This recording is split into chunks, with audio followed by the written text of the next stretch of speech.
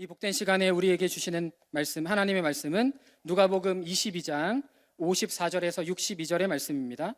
예수를 잡아 끌고 대제사장의 집으로 들어갈새 베드로가 멀찍이 따라가니라. 사람들이 뜰 가운데 불을 피우고 함께 앉았는지라. 베드로도 그 가운데 앉았더니 한 여종이 베드로의 불빛을 향하여 앉은 것을 보고 주목하여 이르되 이 사람도 그와 함께 있었느니라 하니, 베드로가 부인하여 이르되 이 여자여, 내가 그를 알지 못하노라 하더라. 조금 후에 다른 사람이 보고 이르되 너도 그 도당이라 하거늘 베드로가 이르되 이 사람아, 나는 아니로라 하더라. 1시간쯤 있다가 또 한 사람이 장담하여 이르되 이는 갈릴리 사람이니 참으로 그와 함께 있었느니라. 베드로가 이르되 이 사람아, 나는 내가 하는 말을 알지 못하노라 하고 아직 말하고 있을 때에 닭이 곧 울더라. 주께서 돌이켜 베드로를 보시니 베드로가 주의 말씀 곧 오늘 닭 울기 전에 내가 3번 나를 부인하리라 하심이 생각나서 함께합니다. 밖에 나가서 심히 통곡하니라. 아멘. 오늘 우리에게 귀한 말씀을 전해주실 강사 목사님은 미국 샬롯 장로교회 원로이신 나성균 목사님이십니다. 목사님에 대한 자세한 소개는 주보 19면을 참고해 주시기 바랍니다. 이 시간 목사님을 보내주신 하나님께 감사하는 마음과 목사님을 환영하는 마음으로 큰 박수로 모시겠습니다.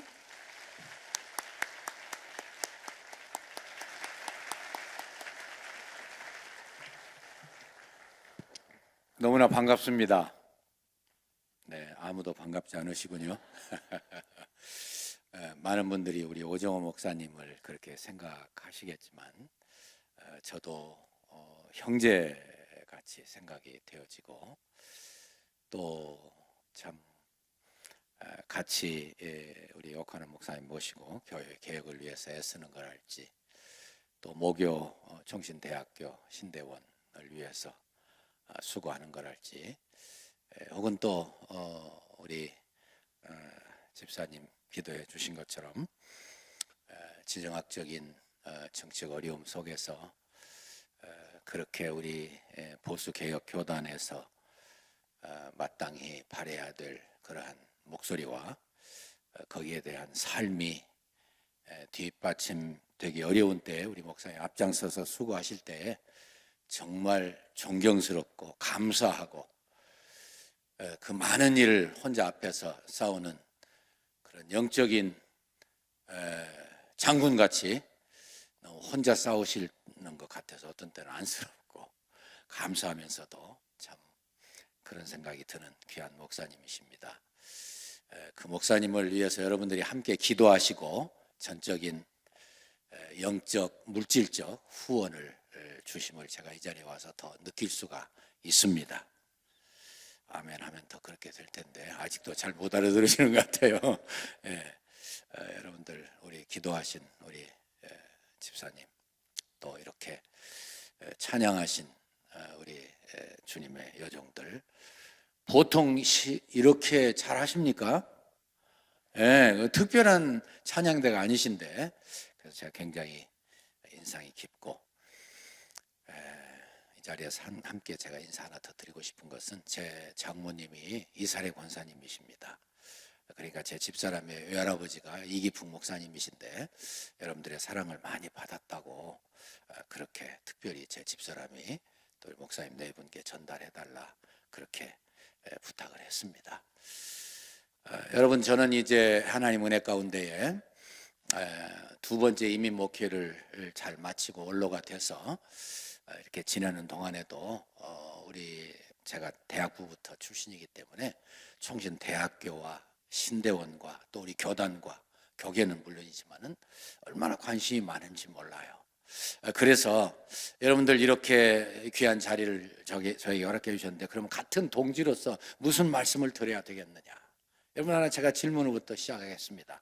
여러분, 이렇게 수요일날도 많이 오셔서 열정을 가지고 하나님 섬기고 참 대표기도와 찬양과 또 이렇게 찬양단을 통해서 하나님께 영광 돌리는 이 귀한 일을 감당하시는 여러분, 누구보다도 앞장서서 하나님 섬기려고 하시는데, 그럼 제가 질문 드리겠습니다. 어떻게 하는 것이 하나님 잘 섬기는 겁니까?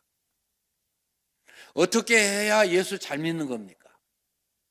다 나름대로 마음에 바른 대답을 하시리라고 믿는데, 그것은 곧 예수님을 닮아가는 겁니다. 신앙생활 오래 해보니까 단순하더라고요. 예수님처럼 되는 거더라고요. 예수님처럼 되려면은 예수님의 십자가를 묵상하지 아니할 수 없고, 예수님의 십자가를 하려면은 본문의 말씀을 반드시 묵상을 해야 되겠지요. 여러분들, 예수님께서 십자가를 지실 때 인류의 두 대표가 있었습니다. 한 사람은 가룟 유다고 한 사람은 시몬 베드로였습니다. 두 사람 다 예수님을 배반했습니다. 사람에게 기대할 것이 없습니다, 여러분.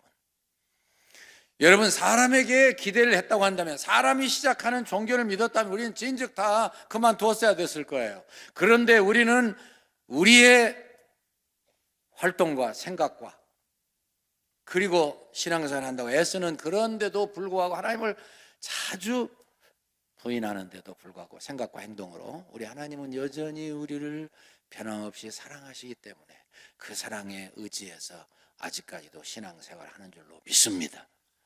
여러분, 그렇다고 해서 베드로가 가룟 유다 같을 수는 없잖아요. 그런데 오늘 본문에 보니까 베드로가 그런데도 불구하고 예수님을 그렇게 부인할 수밖에 없었던 이유를 우리가 알 수 있을 것 같고요.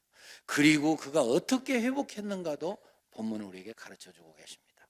그래서 저는 여러분들과 함께 오늘 저녁에 베드로 형님을 통해서 세 가지를 배우고 싶고, 이 세 가지 영적 거울을 통해서 항상 내가 반면 교사로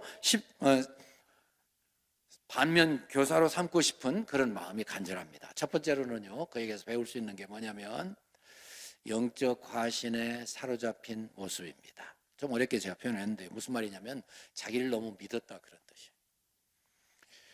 여러분들이 이렇게 귀한 목사님 모시고 오랫동안 놀라운 참 교회를 이루고 그리고 엄청난 역사를 이루고 하면은 나도 모르게 다 자부심을 가질 수 있습니다. 자부심 가지지 않는 게 이상한 것이지요. 그런데 하나님 앞에서 이렇게 자부심을 너무 가지는 것이 마땅치 않을 수도 있지요. 무슨 뜻이냐면 하나님 앞에서 우리가, 여러분들이나 저나 오래 신앙생활하고 그리고 하나님 앞에서 계속 살다 보니까 진짜 하나님이 원하시는 게 무엇인지, 어떻게 해야 제대로 예배드리는 건지, 어떻게 해야 참다운 신앙생활을 할 수 있는 건지 좀 마음에 와닿는 게 있어요. 우리가 정말 관록으로, 전통으로, 그리고 경험으로 하는 게 잘하는 게 아니더라고요. 지금도 살아있는 신앙, 첫사랑을 그대로 유지 발전시키는 그 자세, 그것이 하나님이 기뻐하시는 거더라고요. 큰 소리로 신앙생활하는 게 아니더라니까요. 지금도 말씀대로 다 실천하지 못해서 안타까워하는 그 자세, 하나님이 찾으시는 것 같아요. 아니, 자신만만으로 하는 게 아니고 시편 51편 17절 말씀처럼 하나님이 찾으시는 제사는 상한 심령이라, 하나님이시여 상하고 통회하는 심령을 주께서 멸시치 아니하시리이다. 이런 자세를 가지고 하나님 앞에서 사는 게 진짜 신앙생활을 하는 것 같더라, 그 말씀이죠. 여러분, 예수님께서 베드로에게 사실은 본장 31절 32절 말씀에서 충고하셨습니다. 시몬아 사단이 밀가부르듯 하려고 너희를 청구하였으나 너로 하여금 믿음에서 떨어지지 않게 내가 너를 위해서 기도했다, 그러셨어요. 그렇게 말씀하면 베드로가 마땅히 무너졌어야 됐습니다. 예수님의 발 앞에 무너져서 이렇게 고백했어야 됐습니다. 예수님, 여러 번 십자가 지신다고 하시더니 지금 이때가 바로 그때입니까? 예수님, 저를 위해서 기도해 주십시오. 예수님, 저를 위해서 좀 기도해 주시고 저로 하여금 같이 간절히 기도하도록 기회를 허락해 주십시오. 그렇게 기도하면서 무너져 기도에 최선을 다했어야 될 터인데 그러지 못하고 그가 어떻게 했습니까? 큰 소리 꽝 쳤어요. 아마 우리식으로 표현하면 이렇게 했겠죠. 팔을 걷어붙였을지 모르겠어요. 아, 예수님, 저 모르십니까? 의리의 사나이. 저는요, 예수님을 위해서 옥에 가는 것도 죽는 것도 다 각오했습니다. 그가 진짜 전 그렇게 했다고 생각을 해요. 그런데 아무리 좋은 각오를 했다손 치더라도 기도하지 아니하는 나를 어떻게 믿습니까? 중요한 이야기죠. 심각한 이야기죠. 그래서 제가 그렇게 말씀드린 거예요. 우리가 신앙생활 계속하다 보니까, 열심히 예배드리다 보니까 하나님이 참으로 원하시는 게 뭔가 내가 내 관록과 전통과 경험으로 하는 게 아니더라는, 큰 소리로 자신만만이 아니더라는 거예요. 여러분들은 이미 그런 경지에 다다르신 줄 믿고 계속 전진하시기를 주의 이름으로 축원합니다. 너무 나를 믿으면 안 돼요. 내가 이만하면 됐지 뭐. 나보다 더 하나님 사랑하는 사람이 있으면 나오라고 그래. 나처럼 교회 사랑하는 사람이 있으면 나오라고 그래. 베드로가 딱 그럴 뻔했잖아요. 실패했습니다. 그를 반면교사로 삼으시기를 다시 한번 주의 이름으로 축원합니다. 두 번째 그에게서 배울 수 있는 게 다른 기회 포착에 실패한 모습이에요. 쉽게 표현하면 좋은 기회를 놓쳤다 그 말입니다. 이건 좀 설명이 필요한데요. 여러분들 혹시 이런 생각을 해보신 적이 있습니까? 그가 예수님의 충고를 듣고 긴장해서 예수님과 함께 3대에 대해서 좀 더 설명하겠습니다마는 목숨 걸고 기도로 준비를 했어요. 그래서 하나님의 은혜로 그가 성령 충만했어요. 그래서 예수님과 함께 대제사장의 뜰에 들어갔어요. 그래서 만약에 그가 예수님과 함께 어려움 당하지만 그가 담대해져서 모인 모든 사람들에게 이렇게 외쳤다고 한번 가정을 해봅시다. 여러분 조심하세요. 여러분 함부로 하시면 큰일 납니다. 나는 이 예수님을 모시고 3년 반 동안 먹고 자고 이분을 통해서 수없는 하나님 말씀을 듣고 그리고 이분이 바로 하나님이 보내시는 메시아인 것을 나는 수없이 확인했습니다. 말씀을 통해서 나는 수없이 확인했고 또 이분이 오셔서 메시아로서의 기적, 소경의 눈을 띄우고 앉은 백인을 일으키고 어려운 병, 중풍병자를 낫게 하시고 심지어 죽은 자를 살리시는 수없는 경험을 했습니다. 요즘은 그렇게 하시면 안 돼요. 무슨 장애자 뭐 이렇게 해야 되는데 아직도 그렇게 저까지 해야 빨리 귀에 들어오는 것 같아서 제가 신뢰를 했습니다. 어쨌든 예수님께서 이런 귀한 일을 감당하셨는데 내가 볼 때 이분은 분명히 메시아입니다. 하나님이 보내신 분입니다. 조심하세요. 만약에 그랬다면 무슨 결과가 됐을까요? 여러분들 그 자리에 하나님이 선택한 사람도 있었습니까? 없었습니까? 있었어요. 오순절 성령 강림 후에 많은 사람들이 예수 믿었잖아요. 심지어 사도행전 6장 7절 말씀에 보니까 주의 말씀이 더 흥황하여 예루살렘에 있는 제자 예수가 더 심히 많아지고 허다한 제사장들도 이 도에 복종하니라 그랬습니다. 무슨 뜻이에요? 제사장들 가운데도 선택받은 사람이 있었다는 이야기예요. 만약에 그 자리에서 베드로가 성령 충만해가지고 어려운 기회, 목숨을 바쳐야 되는 그러한 상황에서 담대히 나서서 오히려 그 기회를 사용해서 예수님의 메시아성을 증거했다면 무슨 결과가 나타났을 것인가? 한번 생각해 볼 가치가 있다고 생각을 해요. 왜 그런지 아시죠? 모든 사람이 다 버렸습니다. 다 떠났습니다. 그런데 마지막까지 예수 믿는 사람 한 사람 때문에, 아리마대 요셉 때문에 그 거룩한 몸이 자칫 길가에 버려졌을지도 모르지만 그 한 사람 때문에 예수님을 새로 판 무덤에 잘 모시게 됐습니다. 한 사람 그 순간에도 예수 잘 믿는 사람 때문에, 니고데모 때문에 모략과 치미향 섞은 백근을 가지고 예수님의 시신을 잘 향품 처리해 드렸습니다. 그때 백근은 임금님들께 드리는 향품입니다. 저는 이 말씀을요, 사실은 우리 모두 다 사랑하고 존경하고 가르침을 받았던 김의한 총장님께 오래전에 설교를 들었어요. 그런 바른교회 포착에 실패했다 이런 설교를 하실 때 제가 그때 참 깨달은 게 있습니다. 그 말씀이 맞구나. 무슨 뜻이냐면 우리가 다 어렵다고 생각하고 안 된다고 생각하고 힘들다고 포기할 때는 오히려 하나님이 살아계심이 증명되기 좋은 때이라는 거예요. 잘 들리진 않았지만 여러분들 아멘 하시는 거 제가 방금은 다 들었어요. 할렐루야. 그렇습니다. 사실 따지고 보면은요, 성경이 바로 그런 걸 기록하고 있더라고요. 사람들이 다 안 된다고 그래요. 힘들다고 그래요. 포기해야 된다고 그래요. 절대로 되나 보라고 그래요. 그런데 그런 때에 오히려 하나님만 바라보고 믿음으로 나서서 하나님과 함께 싸웠던 사람들 때문에 성경에 놀라운 기적들은 나타났고 여기에 다 기록되어 있어요. 여러분들 그들 중에 여러분들이나 제가 제일 좋아하는 사람 다윗 이야기 한번 해보겠습니다. 사무엘상 17장 45절 말씀 그 전을 보면은요, 사실은 정말 말도 안 되는 이야기예요. 다윗 어린 사람이 포기했어야 돼요. 왜냐하면 여러분들 잘 아시는 것처럼 이 골리앗이 얼마나 키가 큰지 아시죠? 성경에 6규빗 한 뺨이라고 그랬어요. 6규빗, 1규빗이 손가락 끝에서 여기까지입니다. 팔꿈치까지 45cm입니다. 6규빗이면 2m 70이에요. 그러고서 한 뼘이 더 컸대요. 그러니까 약 3m 되는 사람이에요. 여러분들 이제까지 3m 되는 거인 보셨습니까? 겁나는 사람이죠. 이 사람이 나와가지고서 사울 임금님 말씀처럼 어렸을 때부터 용사인데 나와가지고 이스라엘 진을 향해서 히브리 진을 향해서 계속 큰 소리 칩니다. 너희들 중에 누구든지 한 사람 좀 대표 좀 내보내 줄래? 나하고 좀 싸우게 해줄래? 내가 치면 우리하고 우리 모든 백성들 다 너희들의 노예가 될게. 그 사람 치면 그 사람과 너희들 다 우리 노예 돼. 좀 그렇게 할래? 계속 나와서 40일을 위협했어요. 40일을. 하루 이틀 아니고 10년, 열흘, 20날도 아니고 40일을 나와서 큰 소리 치고 위협할 때 단 한 사람도 그를 대적할 마음을 못 가졌습니다. 다 그냥 벌벌 떨고 그냥 도망치기 바빴어요. 하나님의 이름으로 일컬음을 받는 하나님의 백성들이 이 모양 이 꼴이 되니 하나님이 얼마나 참 답답하시고 안타까우시고 그 명예가 실추됐습니까?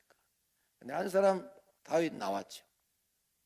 그때 당시 여러분들 다윗이 몇 살이나 됐다고 생각하세요? 제가 볼 때는 한 15살쯤 됐어요. 중3 고1이. 근데 그에게 임하신 하나님의 이 확신은 변함이 없었습니다. 아니 할례받지 못한 저 녀석이 뭐기에 감히 하나님의 백성들을 이렇게 멸시합니까? 내가 가서 죽여버리겠습니다.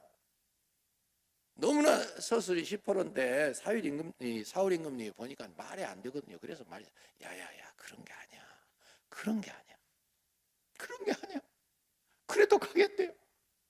그러니까 할 수 없이 그래 그럼 내 갑옷이라도 입혀주니까 너무 거추장스러우니까 벗어 던져버렸습니다. 그리고 맨몸으로 막대기 하나 들고 돌멩이 몇 개 가지고 나갔습니다. 이처럼 해프닝이 어디 있어요?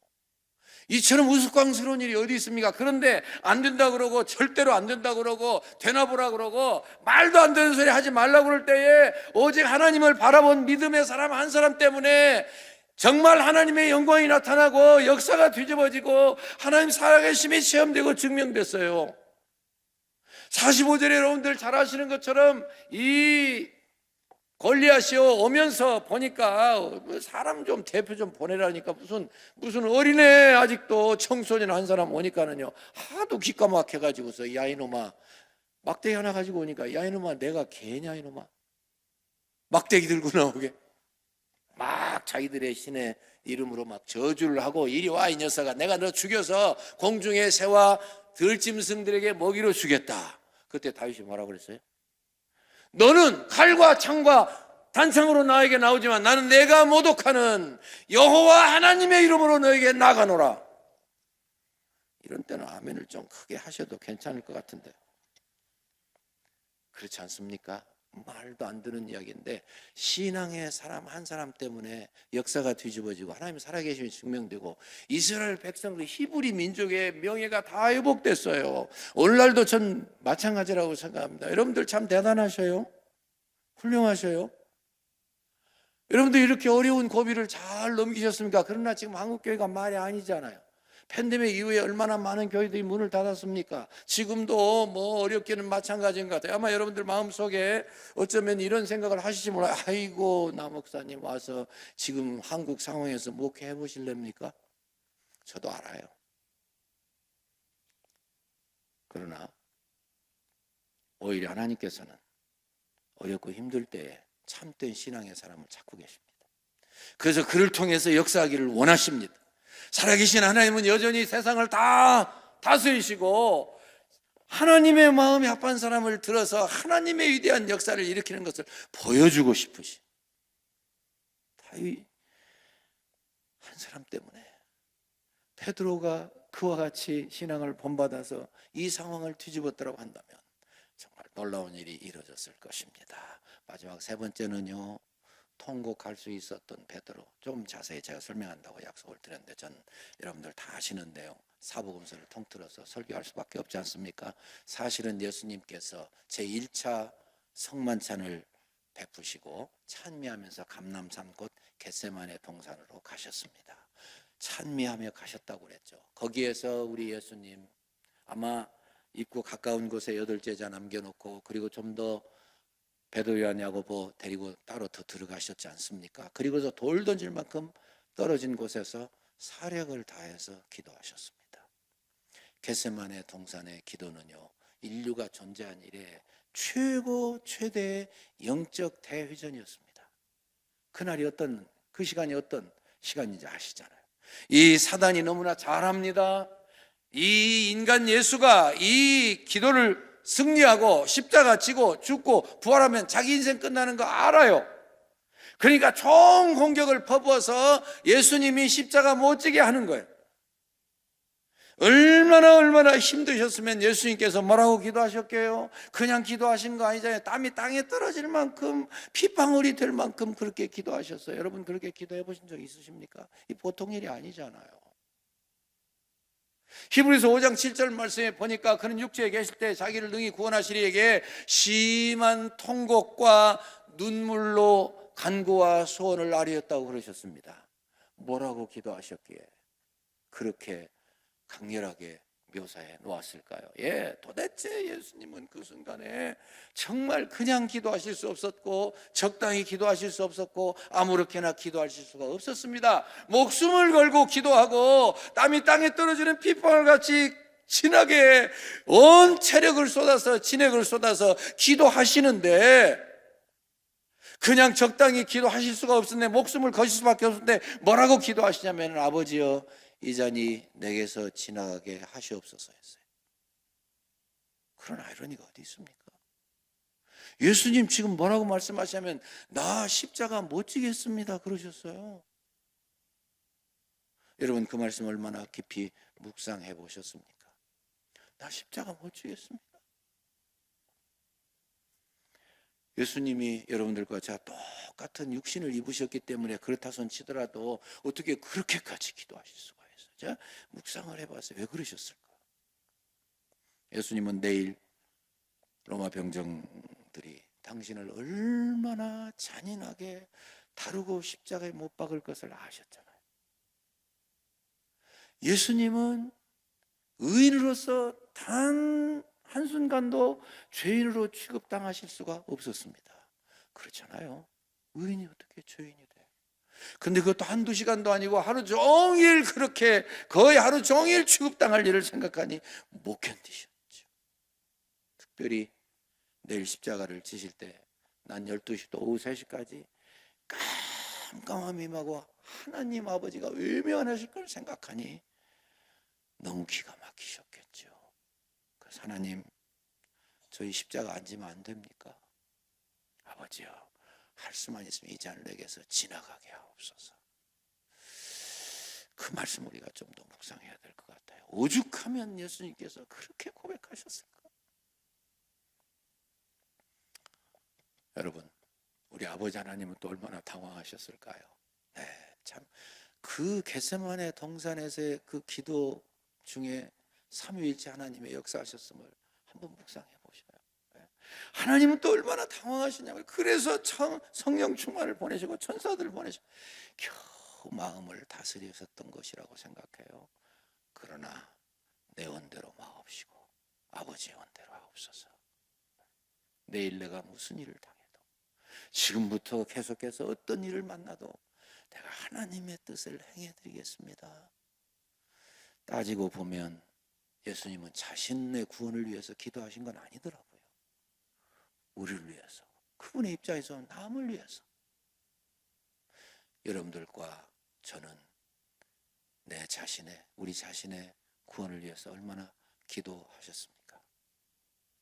여러분들이 아마 다 제자훈련 잘 받으시고 잘 하시니까 책임 있는 놀라운 성숙한 삶을 사시리라고 믿습니다만은 오늘날 한국 교회가요 예수님을 나의 구주와 주님으로 영접하면 다 된 걸로 착각해. 아니에요. 구원의 시작에 불과해요. 이걸 놓치기 때문에 한국 교회가 자꾸 사회의 신용을 잃어버려요. 여러분, 하나님 얼마나 잘 아시면 빌립보서 2장 12절 말씀에 너희가 두렵고 떨림으로 너희 구원을 이루라고 그러셔요. 이제 예수 나의 구주와 주님을 영접하면 시작에 불과한데 성화의 길을 뚜벅뚜벅 너무 내려감 없이 뭐 어쩔 수 없이 굴곡이 있을 수 있겠지만 꾸준하게 저 높은 곳을 향하여 주님의 신앙 인격에 장성한 분량까지 계속 전진해야 되는데 이거 스톱하고 아무렇지도 않게 생각하는 한국교회 위해서 기도 많이 해주시기 부탁드립니다. 여러분, 우리만 제대로 서면은요 한국 사회 달라지는 거 시간 문제. 여러분, 예수님께서 그렇게 절박한 기도를 하시고 하나님의 말씀에 순종하겠다고 그렇게 기도를 마치시고 난 다음에 제자들에게 가봤습니다. 뭐하고 있었습니까? 자고 있었어요. 예수님 얼마나 한심하셨을까요? 깨우셨습니다. 깨우면서 뭐라고 하셨어요? 너희가 1시간도 나와 함께 깨어있을 수 없더냐? 시험에 들지 않게 깨어있어 기도하라 그러시고 하시는 말씀이 너희가 나와 함께 1시간도 깨어있을 수 없더냐? 오늘 저녁에 그 말씀을 다 여러분들의 말씀으로 받으시는 줄 믿습니다. 여러분, 주님 섬기면서 시험에 안 들려면 1시간은 기도해야죠. 1시간은 깨워놓고 기도하라고 그러고 또 가서 똑같이 기도하시고 또 와보니까 또 자요. 또 깨우셨습니다. 너희가 나와 함께 1시간도 깨어있을 수 없더냐? 합하니까 2시간이에요. 여러분, 저는 부흥회를 좀 다녀본 사람입니다. 지금도 뭐 하나님께서 기회를 주시는데 뭐 전문 부흥사는 아니지만 제가 목회할 때도 저희 교회에서요 봄가을로 반드시 부흥회를 했어요. 그리고 저도 좀 다녔어요. 준비를 많이 하고 귀한 강사님 모시고 부흥회 하는데 왜 은혜를 못 받습니까? 반드시 은혜를 받습니다. 받는데 문제는 뭐냐면은 제가 뭐 여러 번 하다 보니까 오래 하다 보니까 제가 저희 교회에서도 그렇고 보니까는요 이 은혜 받은 게 오래 못 가더라고요. 오래 못 가요. 분명히 은혜를 받고 눈물을 흘리고 새로워질 것 같은데 별 변화가 안 생겨요. 그래서 제가 생각을 깊이 했습니다. 달리 했습니다. 이래서는 안 되지 않겠느냐. 그래서 담임 목사님들하고 물론 상의해서 했습니다만은 저는 이제 얼마 전에만 해도 월요일날 저녁에 시작해서 화요일날 새벽 낮밤 시작해서 10번 설교하잖아요. 목요일날 밤에 제가 더 간절히 절실히 열심히 설교하고 작정서를 하나씩 다 나눠드려요. 기도작정, 전도작정 누구나 어느 교회나 필요하잖아요. 그래서 개인 보관용, 교회 제출용 해서 다 나눠드려요. 그때만 해도 상당히 많은 분들이 꽤 많은 시간을 작정했습니다. 시간의 11조가 사실은 2시간 24분이에요 2시간, 3시간, 5시간 한국 교회는 기도하는 교회예요. 기도를 떠나서는 우리가 선조들의 그 위대한 영적 유산을 이어나갈 수가 없어요. 여러분 기도하는 교회니까 이 말씀을 기쁨으로 받으실 줄 믿습니다. 여러분 예수님께서 깨어놓으시고 똑같이 말씀하시고 똑같이 가서 기도하시고 오시니까는 또 자고 있어요. 얼마나 한심하셨을까요? 깨우셨습니다. 야야야야 일어나, 원수의 손이 벌써 나에게 왔다 말씀하셨습니다. 가르뉴다가 성전 경비병들과 이 로마 병력들 데리고 와서 예수님을 잡았습니다. 제자들 다 도망쳤습니다. 예수님 홀로 대제사장의 뜰에 묶여가셔서 신문을 받고 여러 가지 어려운 과정을 겪는 중에 여러분들 잘 아시는 것처럼 요한은 대제사장의 친척이니까 들어왔고 그의 교섭으로 인해서 베드로도 들어온 것 같아요. 여러분, 준비 안 된 베드로를 사탄이 압니까? 모릅니까? 너무나 잘 압니다. 그러니까 여정이 와서 시험한 거예요.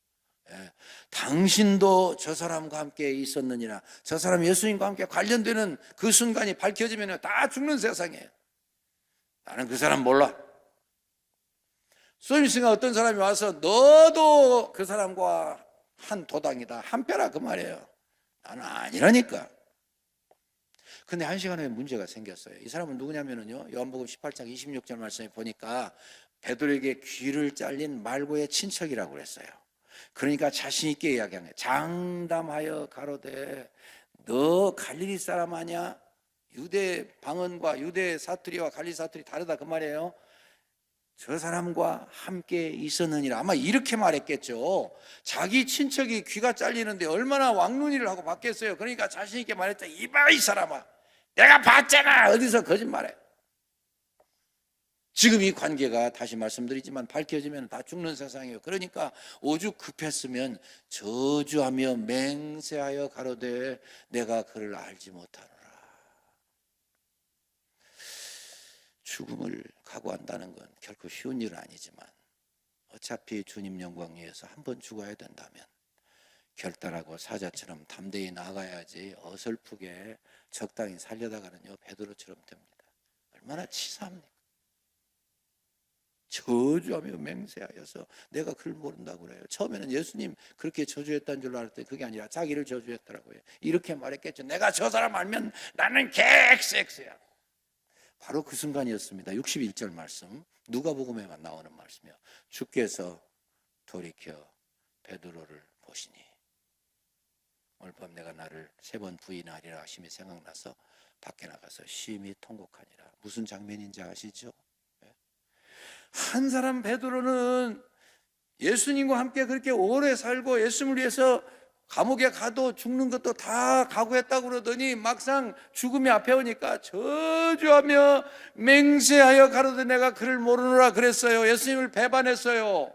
지금 예수님은 어떤 형편입니까? 예수님은요, 예수님이 사시던 당시의 모든 사람들의 죄짐, 그 앞에 왔던 사람들의 모든 죄짐, 앞으로 예수님 후에 올 모든 사람들의 죄짐을 아마 숫자로 따지는 건 어리석지만 수억 톤은 지고 있었을 거예요. 수억 톤. 지난밤에 그렇게 힘들다고 아버지 하나님께 그렇게 호소하시던 예수님이 지금 어마어마한 죄짐을 지고 계시는데 그런 중에도 여전히 예수님이 누구에게 관심을 가지고 계셔요? 베드로에게. 주께서 돌이켜 베드로를 보시니. 이게 하나님의 사랑입니다. 여러분, 그래서 어떤 화가가 그렇게 그림을 그려놨다고 하지 않습니까? 예수님의 그 강렬한 사랑의 그 시선과 베드로의 그 알량한 시선, 치사한 시선, 이렇게 해서 꽝 부딪히는 강조한 그림을 그려놨다고 그럽니다. 여러분, 위기를 당할 때 하나님 앞에서 제대로 살지 못하면 어차피 한 번밖에 살지 못하는 세상 치사해집니다. 그런데도 하나님은 그를 버리지 않으셨어요. 이 사랑 때문에 우리가 오늘까지 하나님을 섬기고 있는 줄로 믿습니다. 하나님은 버리시는 적이 없습니다. 아담이 괘씸하기 짝이 없는데 오셔서 또 찾으십니다. 네가 나와 함께 관계를 회복해야 될 거 아니야 이놈아.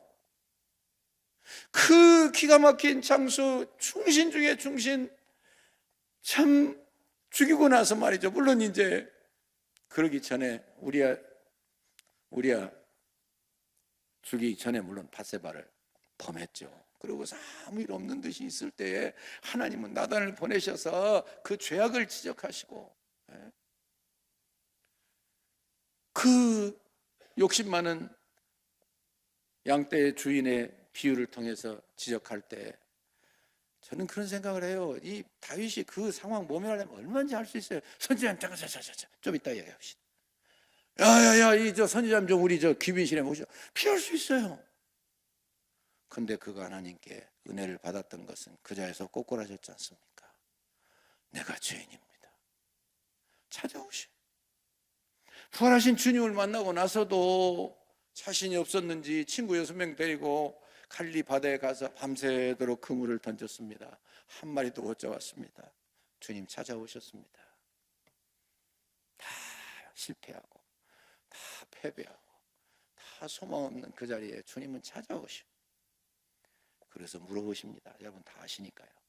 추운데 따뜻한 떡과 생선을 구워서 다 대접하시고 배부른 후에 물어보셨죠. 연애들 시몬아, 너 날 사랑하지? 맞지? 자, 조금 달리 표현했는데요. 너 나를 사랑하냐 몰라서 물으시는 거 아니에요. 너 나 사랑하는 건 맞지? 너 나 사랑하는 건 맞지?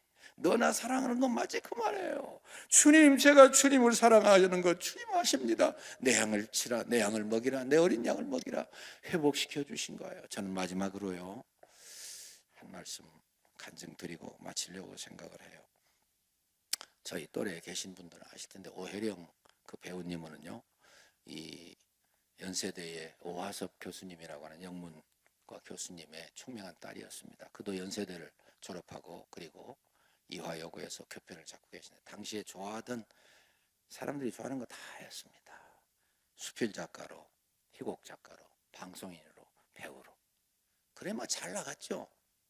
잘 나갔습니다. 사람들의 인기가 대단했습니다. 사방에서 불려갑니다. 그러니까는요, 예수 믿는 거 다 까먹고 마음대로 살았어요. 사람이 그러기 쉽죠. 뭐 열심히 살았어요. 신나게 살았어요.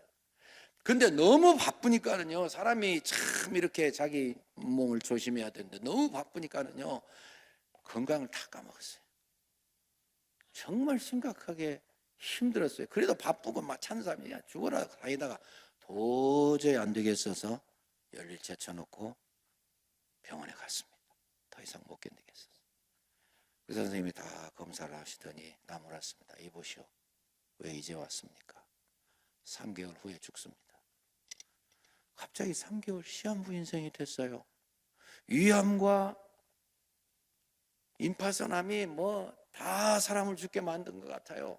그래서 갑자기 들어앉아가지고 모든 스케줄 다 없애버리고 맞은편 벽에다가 달력을 걸어놓고 정말 죽음의 사자와 대면으로 하는 것처럼 응시하면서 살았을까요? 하루하루 지날 때마다 빨간 색연필을 가지고 하루하루 X를 그으면서 그렇게 모진 세월을 한 주, 두 주, 세 주, 한 달, 두 달, 세 달 지났어요. 다 죽었어야 됐죠. 아직 안 죽었어요. 그래도 그날도 물만 마셔도 토하고 화장실에 가면 혈변을 계속하는 기가 막힌 상황에서 어떤 사람이 백과 50송이를 보내왔어요. 일주일에 한 번씩 자기를 외면하지 않고. 그래서 그걸 안고서는 그 백합에다 코를 파묻고 그리고서는 너무나 고마워서 이러고 있었어요. 한 30분쯤 지나니까는요, 정신이 몽롱해지더래요. 그럴 수밖에 없겠죠. 몽롱해지는데 그러고 있는데 누가 찾아오셨어요. 그 순간이야말로 모든 걸 다 뺏겼습니다. 명예도 권세도 인기도 물질도 다 뺏겼어요. 건강도 다 뺏겼어요.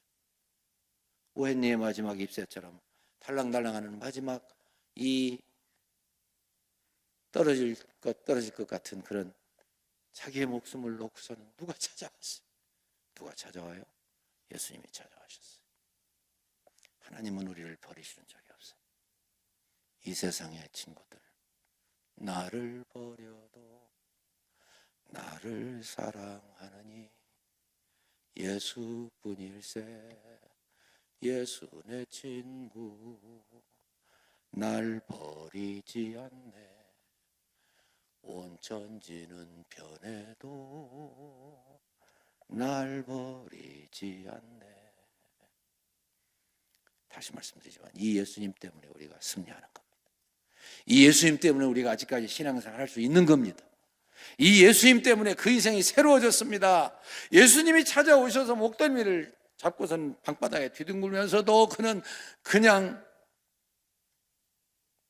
주님께 대들었어요. 당신은 도대체 누구십니까?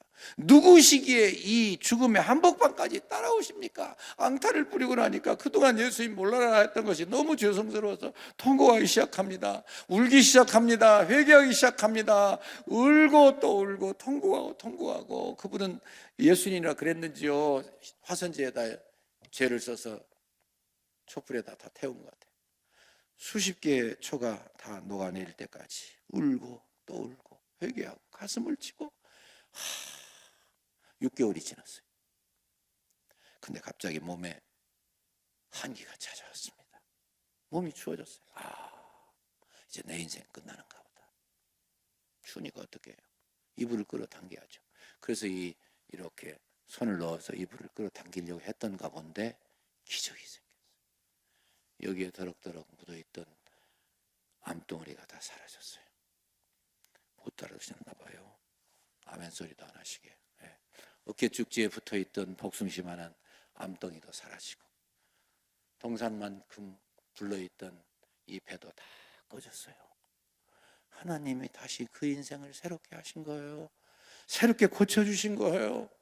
그가 새 인생을 시작하면서 무엇을 한 줄 아십니까?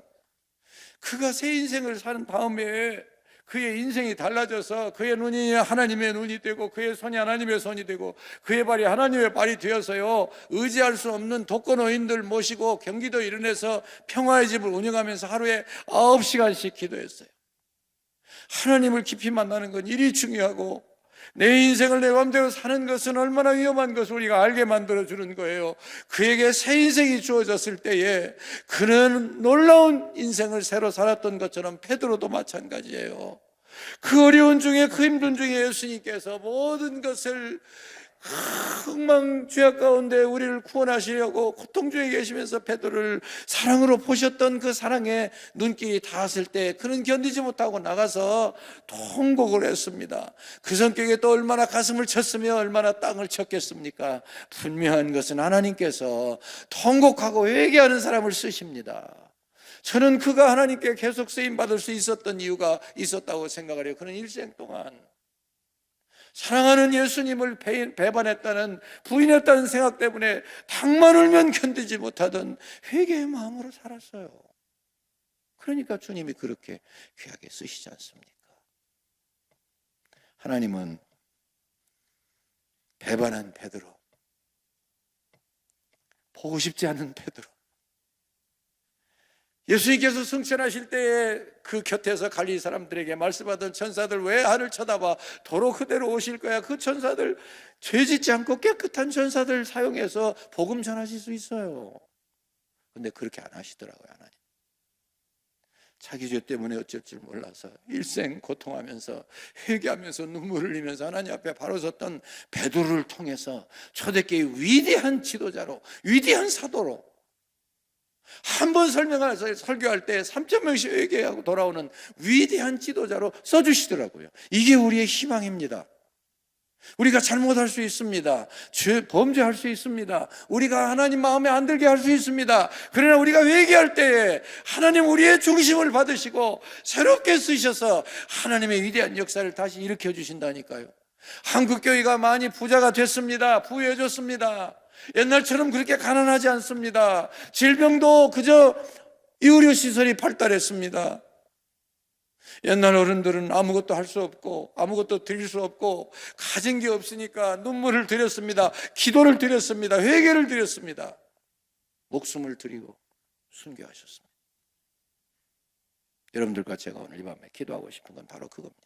하나님, 다시 한번 저희를 회개시켜 주시옵소서.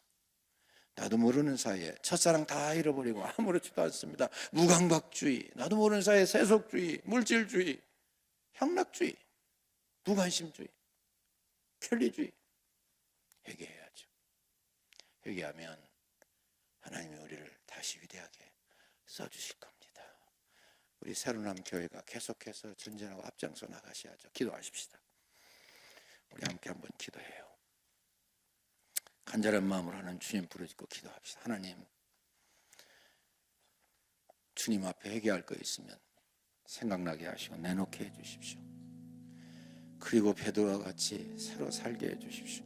오혜령 배우처럼 새 삶을 이루게 하시옵소서. 한국교회가 우리를 바라보고 있습니다. 우리 목사님을 바라보고 있습니다. 우리 새로남교회를 바라보고 있습니다. 계속 전진해서 승리하고 넘어지지 말아야 되지 않겠습니까? 부족한 종도 위해서 기도해 주십시오. 주님 세 번 부르짖고 우리 목사님 올라오실 때까지 기도하십시다. 주여!